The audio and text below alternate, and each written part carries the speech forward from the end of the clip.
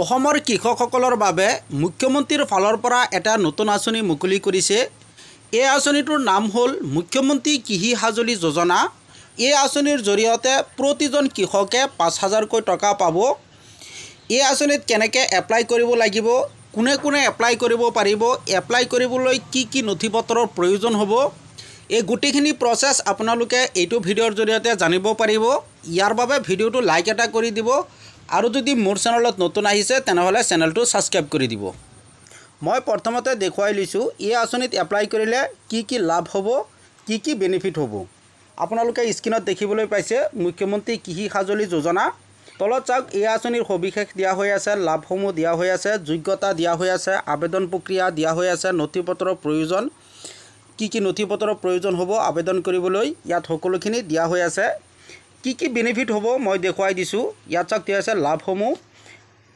৩ নম্বৰত চাওক দিয়া হৈ আছে এই আঁচনিৰ জৰিয়তে প্ৰতিজন কৃষকক কৃষি সঁজুলি ক্ৰয় কৰিবলৈ ৫,০০০ টকা আৰ্থিক সাহায্য প্ৰদান কৰা হ'ব। ইয়াত চাওক ৫টা বেনিফিট দিয়া হৈ আছে, আপোনালোকে এইকেইটা চাব পাৰে। ২ নম্বৰত আছে এই আঁচনি ৰূপায়ণৰ লগে লগে কৃষকৰ আয় বৃদ্ধি পাব। ইয়াৰ বাহিৰেও এই আঁচনিখনে কৃষকৰ শ্ৰম আৰু সময়ো ৰাহি হ'ব। যদি আপোনালোকে এই আঁচনিত এপ্লাই কৰে তেনেহ'লে এইকেইটা বেনিফিট আপোনালোকে, এইকেইটা লাভ আপোনালোকে পাব। তাৰপিছত যোগ্যতা, কোনে কোনে এপ্লাই কৰিব পাৰিব, ইয়াত চাওক যোগ্যতা দিয়া হৈ আছে, মই দেখুৱাই দিছোঁ। ১ নম্বৰত আছে হিতাধিকাৰী অসমৰ এজন আৱাসী কৃষক হ'ব লাগিব। ২ নম্বৰত আছে এই আঁচনিৰ অধীনত কেৱল ক্ষুদ্ৰ আৰু প্ৰান্তীয় কৃষকেহে এই সুবিধা লাভৰ বাবে যোগ্য।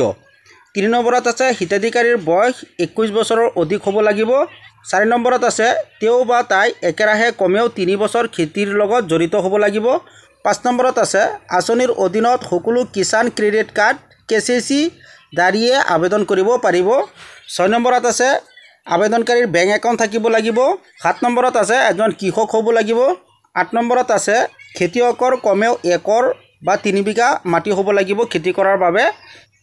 তাৰপিছত আছে নথি পত্ৰ, আবেদন কৰিবলৈ কি নথি পত্ৰৰ প্ৰয়োজন হ'ব মই দেখুৱাই দিছোঁ। ১ নম্বৰত আছে আধাৰ কাৰ্ড, ২ নম্বৰত আছে বাসস্থানৰ প্ৰমাণপত্ৰ, ৩ নম্বৰত আছে জাতিগত প্ৰমাণপত্ৰ, ৪ নম্বৰত আছে বয়সৰ প্ৰমাণপত্ৰ, ৫ নম্বৰত আছে কৃষিভূমিৰ প্ৰমাণপত্ৰ, ৬ নম্বৰত বেংকৰ একাউণ্ট, ৭ নম্বৰত ৰেচন কাৰ্ড, ৮ নম্বৰত পাছপোৰ্ট আকাৰৰ ফটো, ৯ নম্বৰত মোবাইল নম্বৰ।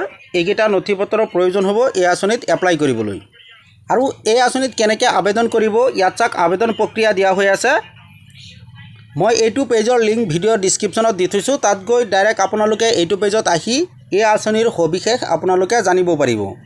আবেদন কেনেকৈ কৰিব লাগিব ইয়াত আবেদন প্ৰক্ৰিয়া দিয়া হৈ আছে, মই দেখুৱাই দিছোঁ।